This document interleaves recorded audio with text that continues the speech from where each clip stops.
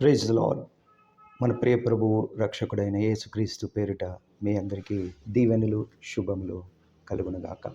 ఈరోజు ధ్యాన అంశము యెషయా గ్రంథము 43వ అధ్యాయము 1 నుండి 3 వచనంలో ధ్యానం చేసుకుందాం. అయితే యాకోబు, నిన్ను సృజించిన వాడగు యెహోవా, ఇజ్రాయేలు నిన్ను నిర్మించిన వాడు ఇలాగు సెలవిచ్చుచున్నాడు, నేను నిన్ను విమోచించి ఉన్నాను, భయపడకుము. పేరు పెట్టి నిన్ను పిలిచి ఉన్నాను, నీవు నా సొత్తు. నీవు జలములో బడి దాటునప్పుడు నేను నీకు తోడయుందును, నదులలో బడి వెళ్ళునప్పుడు అవి నీ మీద పొర్లవు. నీవు అగ్ని మధ్యను నడుచున్నప్పుడు కాలిపోవు, జ్వాలలు నిన్ను కాల్చవు. యెహోవానగు నేను నీకు దేవుడును, ఇజ్రాయేలు పరిశుద్ధ దేవుడనైన నేను నిన్ను రక్షించువాడును. నీ ప్రాణరక్షణ క్రయముగా ఐగుప్తును ఇచ్చి ఉన్నాను, నీకు బదులుగా కుషును సెబాను ఇచ్చి ఉన్నాను. ఆమేన్. మన ప్రియమైన దేవుని బిడ్డలారా, ఈ యొక్క వాక్యం ఈరోజు నిన్ను నన్ను బలపరుస్తున్నది. అనేకమైనటువంటి ఆపదల గుండా, అనేకమైనటువంటి ఇరుకులు ఇబ్బందులు గుండా ప్రతినిత్యం కూడా మనము వెళ్తుంటాం, వెళ్ళాల్సి ఉంటుంది. అదే ఈ యొక్క వాక్యం మనకు నేర్పిస్తున్నది మరియు ధైర్యపరుస్తున్నది. జలముల గుండా నీవు వెళ్ళినప్పటికీ కూడా నీవు భయపడొద్దు అని దేవుని వాక్యము మనతో మాట్లాడుతున్నది. ఇలాంటి పరిస్థితులు కొన్ని సందర్భాల్లో ఎదురవుతాయి. మరి ఇజ్రాయేలీయులు ఐగుప్తు నుండి దేవుడు వారిని విడిపించుకొని వారిని తీసుకొస్తున్నటువంటి సందర్భంలో మరి వెనక నుండి ఫరో సైన్యము వారిని తరుముకొని వస్తున్నది ఒక పక్క, మరియు వారి ముందర ఎర్ర సముద్రం, ఎటు వెళ్ళలేనటువంటి ఇక్కట్టైనటువంటి పరిస్థితి. అలాంటి పరిస్థితుల్లో దేవుడు వారికి సహాయం చేసినాడు. మరి ఆ యొక్క ఎర్ర సముద్రాన్ని పాయలుగా ఆయన చీల్చి వారిని ఆ సముద్రము గుండా నడిపించినాడు. ఆమేన్. ఒకవేళ మన జీవితంలో కూడా ఇక్కట్టైనటువంటి ఆ పరిస్థితుల గుండా మనం వెళ్తున్నప్పుడు దేవుడు మనలను విమోచించడానికి ఆయన సిద్ధంగా ఉన్నాడు మరియు ఆయన సమర్థుడు.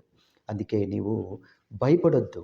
నీవు జలములలో నీవు వెళ్ళినప్పుడు అవి నిన్ను ఏమీ చేయవు అని దేవుడు మనకు సెలవిస్తున్నాడు. అదేవిధంగా అగ్నిలో నీవు నడిచినప్పుడు మరి 3 యవనస్తులు బబులోను దేశంలో రాజు యొక్క విగ్రహానికి వారు మొక్కలేదని వారిని తీసుకువెళ్ళి అగ్నిలో పడేసినప్పుడు దేవుడు వారికి తోడై ఉన్నాడు. ఆమేన్. అదేవిధంగా అలాంటి కష్టతరమైనటువంటి పరిస్థితులలో ఎవరు మనకు సహాయం చేస్తారు అనేటువంటి పరిస్థితుల్లో దేవుడు ఈరోజు నీకు నాకు ధైర్యాన్ని ఇస్తున్నాడు. ఆయన చెప్తున్నటువంటి ప్రమాణం ఏంటంటే, యెహోవానగు నేను నీకు దేవుడును, ఇజ్రాయేలును పరిశుద్ధ దేవుడైన నేను నిన్ను రక్షించువాడును. ఒకవేళ ఏదైనా ఇక్కట్టైన పరిస్థితిలో నీవున్నావేమో, ఎవరు నాకు సహాయం చేస్తారు అనేటువంటి పరిస్థితుల్లో నీవు ఆలోచన చేస్తున్నావేమో, ఈరోజు దేవుడు నీతో మాట్లాడుతున్నాడు, ధైర్యపరుస్తున్నాడు. భయపడద్దు.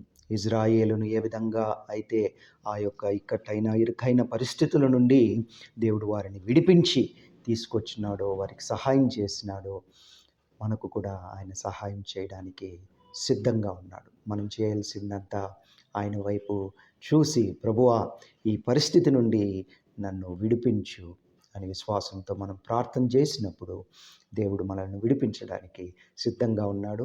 ఆయన శక్తిమంతుడు, సమర్థుడు. తన బిడ్డలను ఎన్నటికీ చేయి విడిచేటువంటి దేవుడు కాదు. ఆమేన్. ప్రార్థన చేసుకుందాం. మహాపరిశుద్ధుడా, ప్రేమ కలిగినటువంటి మా పరలోకపు తండ్రి, మరొకసారి నాయన ఇచ్చినటువంటి ఈ యొక్క అద్భుతమైనటువంటి వాగ్దానమును బట్టి మీ కృతజ్ఞతాస్తుతులు, ఇచ్చిన ఈ నూతన దినమును బట్టి మీ కృతజ్ఞతాస్తుతులు చెల్లించుకుంటున్నాం. ఇదిగో ప్రభువా, ఎలాంటి పరిస్థితులు గుండా మేము వెళ్ళినప్పటికీ కూడా నాయన మాకు ఎల్లప్పుడూ కూడా నేను నీకు సహాయం చేస్తానని ప్రమాణం చేసినటువంటి దేవుడు, మీరు మాకు సహాయం చేస్తాడని మేము విశ్వసిస్తున్నాం. ఎవరైనా ప్రభు అనారోగ్య సమస్యతో ఉంటే వారిని ప్రభు ముట్టండి, స్వస్థపరచండి. ప్రభు ఏదైనా ఇక్కట్టైన ఇరుకైన పరిస్థితులు గుండా వెళ్తుంటే వారిని విడిపించి వారికి సహాయం చేయవలసిందిగా కోరుతున్నాం. మరొకసారినైనా ఇచ్చినటువంటి ఘనమైన అవకాశాన్ని బట్టి మీ కృతజ్ఞతాస్తుతులు చెల్లించుకుంటూ యేసుక్రీస్తు అత్యంత ఘనమైన అతి పరిశుద్ధమైన నామమున ప్రార్థించి వేడుకుంటున్నాం స్వామి. Amen. Thank you for watching, my dear brothers and sisters in Christ. God bless you.